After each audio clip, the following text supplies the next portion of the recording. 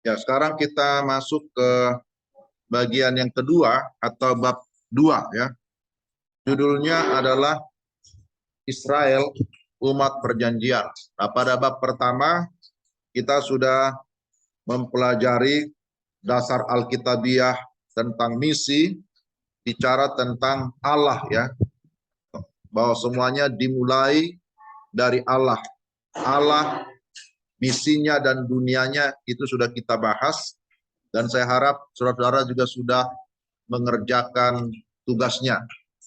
Ya, saya belum cek terakhir ini, tapi tadi malam sudah mulai banyak yang mengerjakan.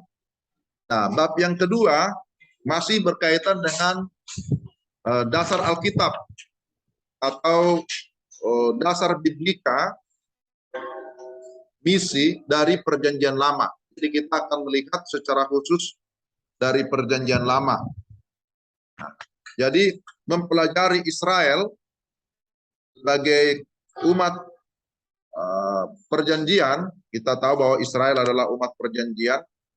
Kita akan melihat 3 hal ini, 3 pokok utama, yaitu panggilan, kemudian kesempatan dan respon. Ada calling, kemudian ada opportunity, kemudian ada response. Kalau kita lihat sepintas gambar ini, ya, maka sebenarnya jelas ya, adanya calling atau panggilan karena ada pesan Tuhan, ada God's message. Kemudian Tuhan memberikan kesempatan, tetapi bahwa umat Tuhan harus memberikan respon supaya akhirnya bisa menjadi berkat bagi seluruh bangsa. Jadi kita lihat bagian yang pertama, bicara tentang panggilan. Ada satu artikel yang ditulis oleh Walter Kaiser ya, judulnya Panggilan Misioner Israel. Nah, di dalam artikel ini beliau menuliskan tentang panggilan Allah secara khusus yang ditujukan kepada Abram ya, atau Abraham, bahwa Allah menyatakan rencananya. Allah akan menggenapi rencananya. Kita ingat Kejadian pasal 3 ya, bahwa ketika manusia sudah jatuh ke dalam dosa, maka Allah sendiri dengan inisiatifnya, berdasarkan anugerahnya, memberikan perjanjian. Kejadian 3 ayat 15 itu bicara tentang janji Allah. Sering disebut sebagai Injil pertama atau proto evangelion. Pernah dengar istilah itu ya? Ya.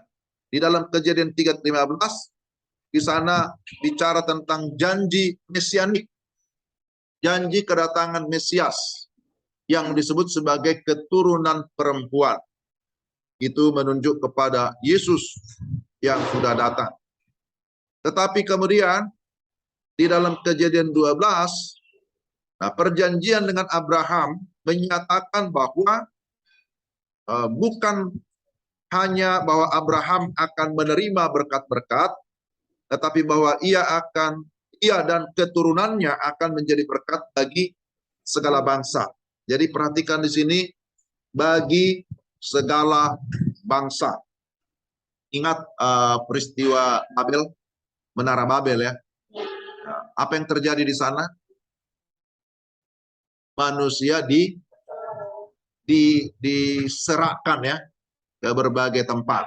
Maka terjadilah suku-suku bangsa. Ya, setidaknya setelah peristiwa Menara Babel ada 70 suku bangsa, dan setelah itu terus berkembang.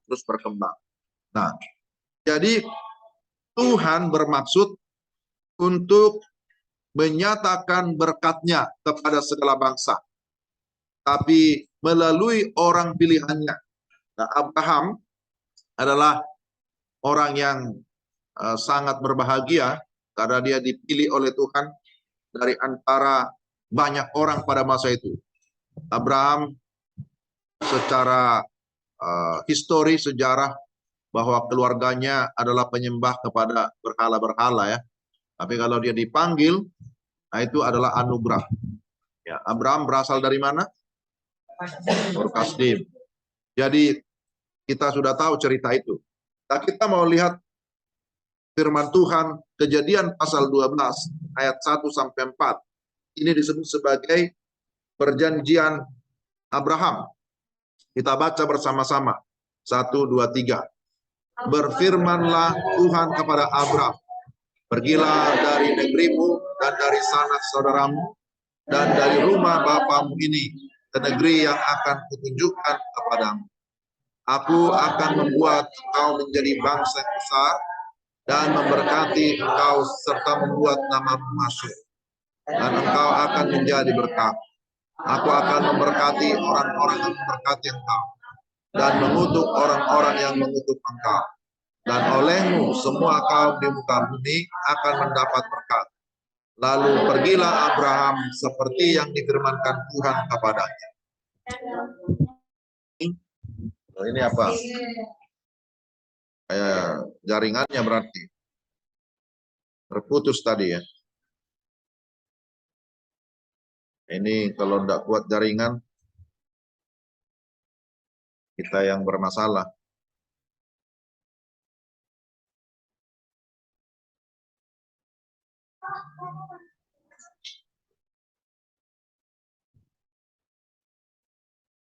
Mana ini ya?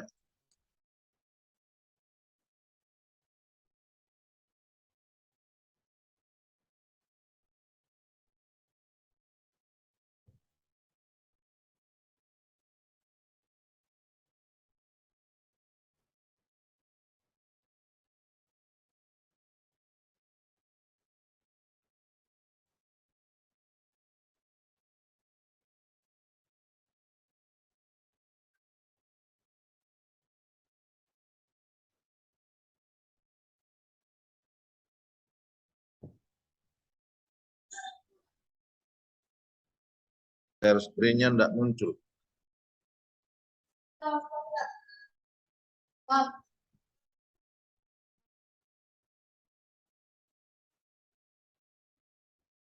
ini dia.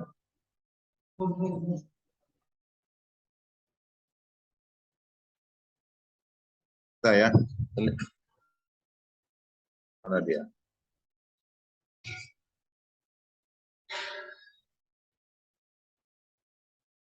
Ya, oke. Jadi di dalam perjanjian Abraham kita melihat ada dua hal yang sangat penting, yaitu disebut pertama top line. Ya, top line itu bicara tentang Allah memberkati kita ya. Kalau dalam konteks perjanjian Abraham disebutkan aku akan memberkati engkau. Kemudian bagian yang berikutnya disebut dengan bottom line, olehmu semua kaum di muka bumi akan mendapat berkat. Jadi ada istilah top line, kemudian ada bottom line. Nah, ini adalah cara yang mudah ya untuk mengingatkan kita bahwa perjanjian Allah kepada Abraham tidak hanya berbicara tentang Allah memberkati Abraham, tapi yang berikutnya bahwa olehmu semua kaum di muka bumi akan mendapat berkat. Nah, inilah yang sering disebut dengan istilah diberkati untuk menjadi berkat. Jadi diberkati untuk menjadi berkat ini bisa dikatakan sebagai kesimpulannya di dalam panggilan Abraham. Nah, karena kita disebut sebagai anak-anak Abraham oleh iman kepada Kristus, maka kita juga mengikuti panggilan Abraham bahwa kita diberkati juga untuk menjadi berkat. Nah, kalau Pak Nuh sering memakai istilah ya, ini adalah sungai besar Alkitab katanya, sungai besar. Jadi kita tahu sungai ya yang mengalir, diberkati untuk menjadi berkat. Nah, di dalam Galatia pasal 3 ayat 29 jelas di sana menyatakan bahwa setiap kita yang sudah beriman kepada Yesus Kristus, kita juga disebut sebagai anak-anak Abraham, keturunan Abraham, dan berhak untuk menerima janji dari Allah. Nah, ini penting. Lalu bahwa perjanjian Allah itu tidak hanya dinyatakan kepada Abraham, tapi berlanjut kepada keturunan Abraham. Ya, siapa keturunan Abraham? Itulah bangsa Israel. Jadi Abraham memperanakkan Ishak, ya anaknya Ishak, kemudian Ishak anaknya siapa? Yakub, ya. Yakub memiliki anak 12. Nah, itulah yang menjadi 12 suku Israel. Jadi panggilan kepada Abraham kemudian dipertegas lagi kepada bangsa Israel yang adalah keturunan Abraham. Di dalam Keluaran 19 ayat 4 sampai 6 di sana dinyatakan tentang panggilan Israel untuk berpartisipasi dalam keimaman. Ya, ada tugas keimaman yang diberikan oleh Allah kepada bangsa Israel. Nah, coba baca dulu Keluaran 19 ayat 4 sampai 6. Satu orang bisa baca.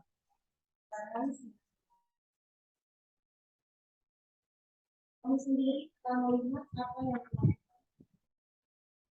karena aku pernah menjadi kamu di atas raja lalu dan membawa kamu kepadaku. Jadi sekarang jika kamu sungguh-sungguh menggunakan dan berikan kepada kamu menjadi harta kesayanganku sendiri dari antara segala bangsa, sebab akulah yang mempunyai hidup. Kamu akan menjadi bagi kerajaan ini, bangsa yang kita semuanya yang harus kau katakan kepada orang. Oke. Jadi disebutkan di situ bahwa kamu akan menjadi kerajaan apa? Imam, ya. Ya, menjadi harta kesayangan. Kemudian disebutkan kerajaan imam dan bangsa yang kudus. Ya, ada kan di dalam ayat yang ke-6, ya. Ya. Jika kamu sungguh-sungguh mendengarkan firman-Ku dan berpegang pada perjanjian-Ku. Jadi ada di situ perjanjian. Dan saudara, kalau dalam istilah bahasa Inggris, perjanjian itu disebut dengan covenant. Covenant itu beda dengan agreement, ya. Kalau agreement itu adalah perjanjian atau persetujuan di antara dua pihak yang sejajar, setara. Ya, antara gereja dengan gereja atau gereja dengan STT. Nah, itu masih agreement. Tapi yang namanya covenant itu perjanjian dari Allah, ya. Allah sendiri yang membuatnya. Allah sendiri yang mengikatkan dirinya kepada manusia. Bukan karena ada kesetaraan di sana, tidak. Tapi itu benar-benar adalah kasih karunia. Jadi Allah membuat perjanjian kepada Abraham, dilanjutkan dengan perjanjian kepada bangsa Israel, bahwa bangsa Israel diberikan tugas menjadi imam di antara bangsa-bangsa lain. Nah, perjanjian di Sinai merintikan peran, ya, Israel sebagai umat portable di antara bangsa-bangsa. Istilah portable artinya yang bisa, ya, fleksibel, ya, bisa berpindah-pindah. Nah, itulah keberadaan imam itu yang tidak hanya berada di satu tempat. Kemudian dikatakan dipisahkan untuk berpartisipasi dengan Allah sebagai imam-imam bagi bangsa-bangsa. Jadi seperti inilah gambarannya. Pelayanan keimaman Israel bagi dirinya, bahwa dari antara suku Israel ada satu suku yang dipakai oleh Tuhan menjadi imam, yaitu suku Lewi. Tetapi bahwa bangsa Israel yang terdiri atas 12 suku juga menjadi pelayan imam bagi bangsa-bangsa lain. Nah, ini. Jadi kaum Lewi menjadi imam bagi bangsanya sendiri, tetapi 12 suku Israel, satu bangsa, menjadi imam bagi 70 bangsa atau bangsa-bangsa lain. Nah, ini. Tapi apakah berhenti sampai di situ? Ternyata tidak, ya. Kemudian kita melihat ada satu perikop yang sangat penting dalam Mazmur 67, bagaimana Allah terus mau menyatakan janjinya. Ya, di sini disebut mengejar tujuannya, menyatakan kembali perjanjian yang dibuat dengan Abraham, bahwa Allah telah memenuhi bagiannya dalam perjanjian dan Israel mengenali panggilan yang harus diembannya.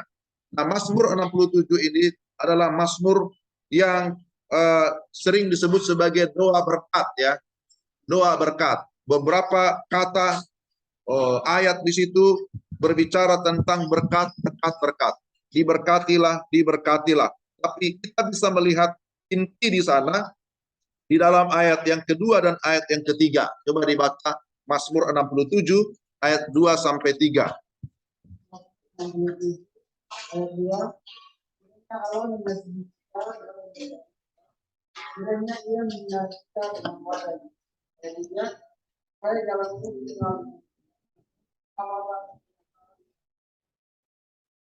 Jadi kita lihat di sini, pertama disebutkan kiranya Allah mengasihani kita dan memberkati kita. Nah, itulah yang disebut tadi istilah top line. Masih ingat kan Kejadian 12 tadi? Top line artinya Allah memberkati kita. Tapi ayat 3, supaya jalanmu dikenal di bumi dan keselamatanmu di antara segala bangsa. Itu bicara tentang bottom line, bahwa kita diberkati supaya menjadi berkat bagi bangsa-bangsa lain. Nah, itu terus diulang-ulang di dalam seluruh Alkitab kita. Menurut penelitian, ada 300 lebih, mungkin 395 kali ungkapan ini terus diulang-ulang. Diberkati, kemudian menjadi berkat. Atau kita sudah menjadi berkat, supaya kita supaya bangsa lain juga diberkati. Ya, seperti itu ya. Nah, ini bicara tentang bagian yang pertama, itu panggilan. Lalu, saudara-saudara, bahwa Tuhan tidak hanya memberikan panggilan kepada kita, tapi juga memberikan kita namanya kesempatan. Jadi, kita sering mendengarkan lagu, hidup ini adalah kesempatan. Pasti sudah hafal itu ya. Sampai opa-oma, kakek-kakek, nenek-nenek hafal lagu itu. Kalau saya biasa melayani di lansia, salah satunya di Pok Citra Grand, wah, mereka senang sekali. Kalau sudah pelayanan, kemudian mereka disuruh bersaksi, biasanya langsung nyanyi, hidup ini adalah kesempatan. Karena mereka sudah tua, tapi masih bisa beribadah, masih bisa ke gereja, masih bisa melayani. Wah, ini adalah kesempatan. Mereka kadang mengibaratkan bahwa hidup mereka itu sudah di pukul 5 atau pukul 6 gitu ya. Sudah sore, sudah hampir tiba waktunya. Hidup ini adalah kesempatan. Tuhan memberikan kita panggilan, Tuhan memberikan kita kesempatan, dan saudara diperlengkapi dengan dua daya. Ada dua daya yang bekerja dalam Israel. Pertama adalah daya tarik, kedua adalah daya ekspansi. Nah, seperti apa gambarannya? Digambarkan begini. Daya tarik. Daya tarik itu bicara tentang datang kepada berkat. Bahwa Israel itu memiliki satu bangunan yang sangat megah. Namanya adalah Bait Allah, Bait Suci, yang didirikan di kota Yerusalem. Ya, sudah pernah ke sana kan? Oh, belum. Suatu saat ya. Ya. Jadi Bait Allah itu ya kalau sekarang sudah tidak ada karena sudah dihancurkan pada abad pertama. Pada saat pemerintahan Romawi, pada seorang jenderal di bawah pimpinan siapa? Pemerintahan Romawi di bawah pemerintahan pimpinan seorang jenderal namanya Titus. Ya kan? Benar dah. Jenderal Titus ya, pada abad pertama tahun 70 ya, yang merobohkan Bait Suci. Nanti diselidiki. Sepertinya itu ya. Jenderal Titus ya. Kalau saya salah ingat, ya kalau salah bisa dicek, ya. Jenderalnya, bukan pemerintahnya, tapi jenderal ya.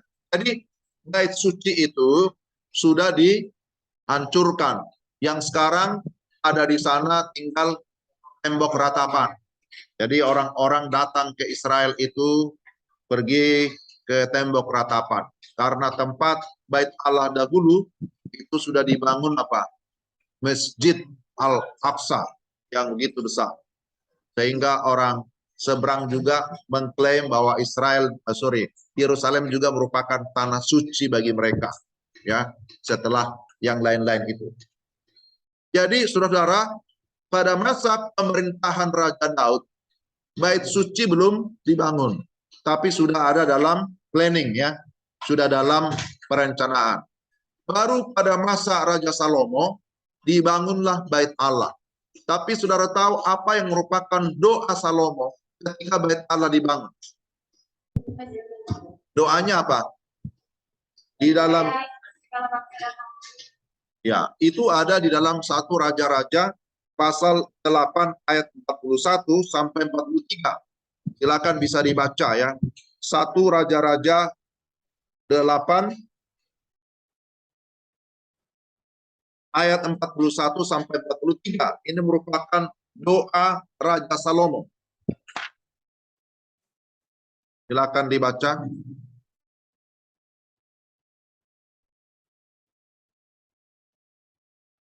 Raja-Raja 8. Datang kasih kepadaku karena namamu. Aku orang akan mendengar tentang namamu yang besar dan tentang tanganmu cepat dan lenganmu yang ujaran. Dan ia datang berupa dengan. Maka engkau pun kiranya mendengarkannya, tempat kediamanmu yang tetap, dan engkau kiranya bertindak sesuai dengan segala yang disebutkan kepadamu oleh orang asing. Supaya segala bangsa dipuji mendengar namamu, sehingga mereka takut akan engkau sama seperti umat Israel.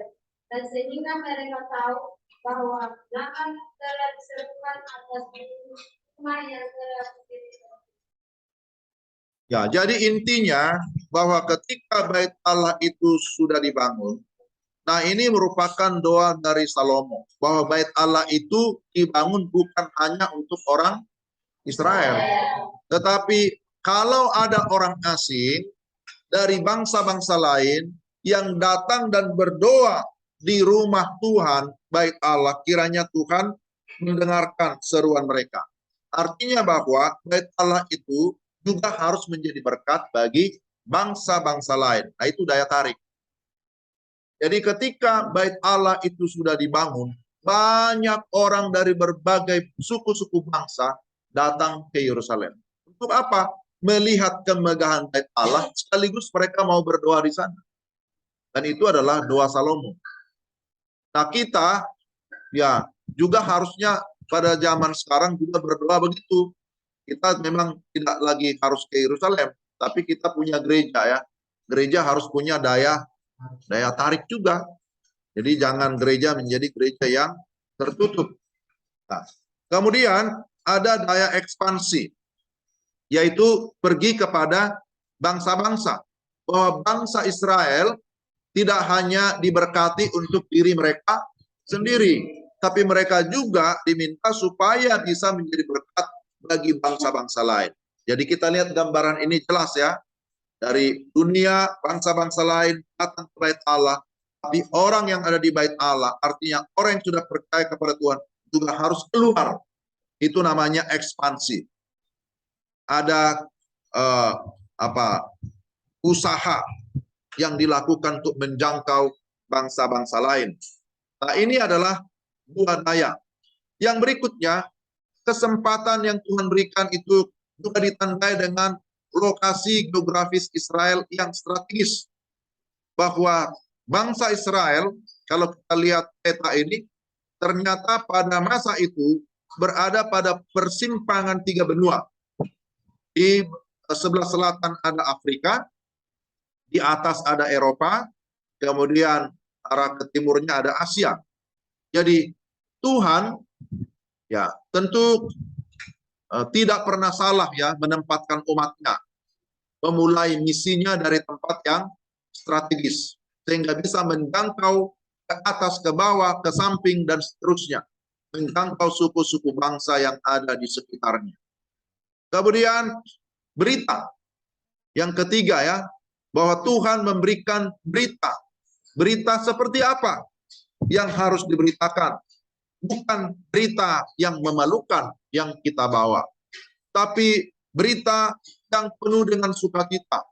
Bahwa berita yang kita akan sampaikan kepada bangsa-bangsa lain, bicara tentang Allah yang hidup, bicara tentang identitas dan karakter Allah, bicara tentang pribadi yang kuat, pribadi yang hidup, pribadi yang mulia, yang penuh dengan kuasa, yang memiliki kekuasaan atas surga dan bumi, atas segala sesuatu. Nah, itulah inti berita yang kita sampaikan. Jadi, selain daripada itu, bahwa berita yang kita sampaikan bicara tentang berita keselamatan, kuasa Allah yang menyelamatkan, yang sudah dinyatakan melalui Kristus yang sudah mati di salib. Dan kemudian kita juga memberitakan bahwa siapa yang percaya kepada Kristus Yesus akan mengalami kemenangan. Nah, kemenangan itu terdiri atas 3. Kemenangan atas dosa, kemenangan atas iblis, kemenangan atas maut. Jadi kurang apa lagi? Bahwa berita yang kita sampaikan adalah berita yang benar-benar membawa kemenangan. Maka seharusnya jangan sia-siakan kesempatan. Karena Tuhan sudah memberikan kita 2 daya, daya tarik, daya ekspansi. Tuhan memberikan kita letak yang strategis, tempat yang strategis. Tuhan memberikan kita berita yang terpenting. Nah, inilah yang harus kita jaga, yang harus kita syukuri. Dan yang terakhir, ini bicara tentang respons Israel. Di dalam Alkitab kita bisa membaca bahwa secara umum Israel memperlihatkan sikap mementingkan diri sendiri dan tidak tertarik menggenapi tujuan Allah. Jadi sebenarnya semua sudah cukup ya. Berkat Tuhan itu tidak pernah kurang bagi umatnya. Tetapi seringkali respon kita lah yang kurang. Bahwa Israel lebih mementingkan diri mereka sendiri. Mereka tidak mau pergi menjangkau bangsa-bangsa lain. Akhirnya Tuhan harus memaksa mereka untuk pergi ke bangsa-bangsa lain. Misalnya melalui peperangan, melalui pembuangan, dan itu yang terjadi. Ya, salah satu kisah yang menarik dalam Alkitab itulah tentang Yunus. Salah satu contoh hamba Tuhan, seorang nabi yang dipanggil oleh Tuhan, kemudian diperlengkapi oleh Tuhan, diberikan kesempatan, tapi kira-kira bagaimana respon daripada Yunus? Maka dalam artikel tentang Yunus yang ditulis oleh Yohanes Perkaul, ya bacanya Perkaul ya, Perkuil, di sana dijelaskan tentang sikap Yunus. Sikap Yunus ini menggambarkan sikap Israel yang mementingkan diri sendiri dan ternyata merasa jijik terhadap bangsa-bangsa lain. Saudara, kemanakah Yunus diperintahkan oleh Tuhan? Niniwe. Dan secara sejarah, apa yang saudara ketahui tentang Niniwe? Ya? Ya, kenapa? Maksudnya ada apa Niniwe? Orang Niniwe ini adalah bangsa yang sangat jahat ya, pemberontak yang bagi Yunus tidak layak untuk diselamatkan. Nah begitu. Nah, seringkali kita juga punya pola pikir begitu ya. Malas dia menjangkau orang itu. Masa orang seperti itu mau dilayani? Itu orang jahat gitu ya. Orang yang tidak beretika. Orang yang tidak tahu berterima kasih. Siapa yang mau pergi ke sana? Nah kira-kira itulah Yunus. Nah saudara, di dalam buku materi itu, saudara bisa melihat di sana bagaimana sikap Yunus. Yunus menerima perintah.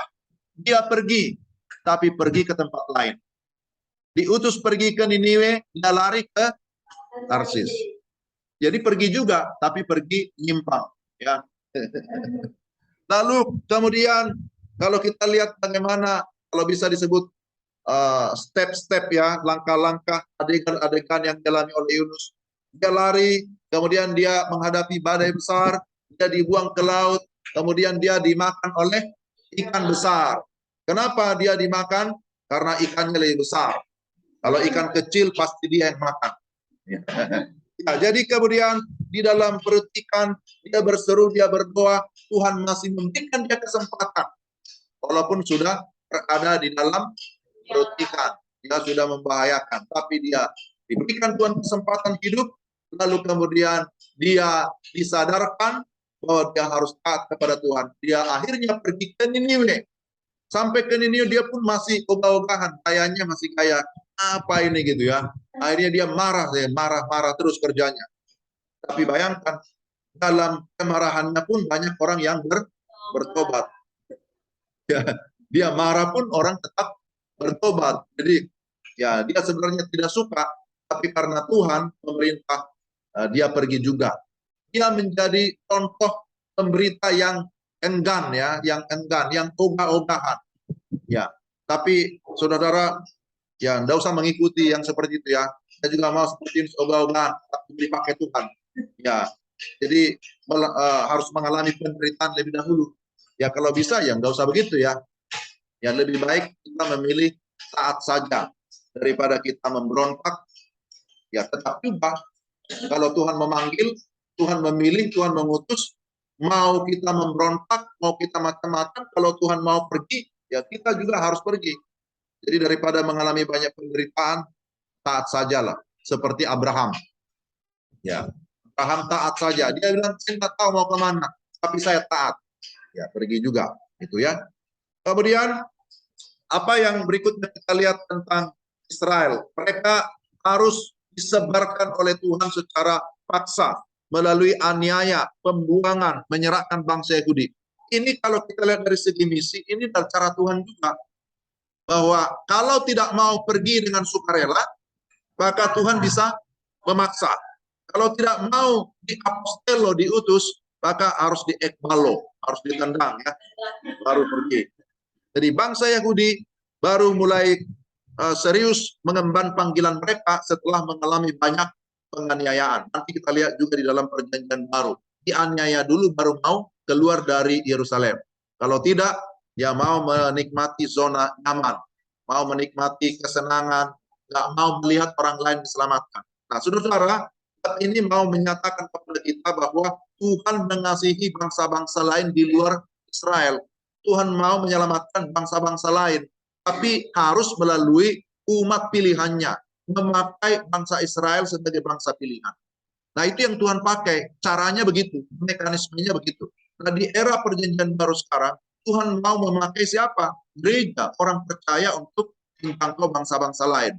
Jadi kita tidak bisa mengharapkan Tuhan utuslah malaikatmu. Nggak usah, karena peran malaikat ya sudahlah, sudah selesai ya. Malaikat sudah datang memberitakan kabar baik tentang Yesus yang akan datang. Ya kita sekarang memberitakan Yesus yang sudah datang. Ya itu ya, yang sudah datang pertama maksudnya. Kedatangannya kedua masih kita nantikan. Nah itu saudara, bab yang kedua. Mengakhiri sesi ini ada satu video yang akan saya putarkan ya. Yang judulnya diberkati untuk menjadi berkat. Videonya ada. Ya.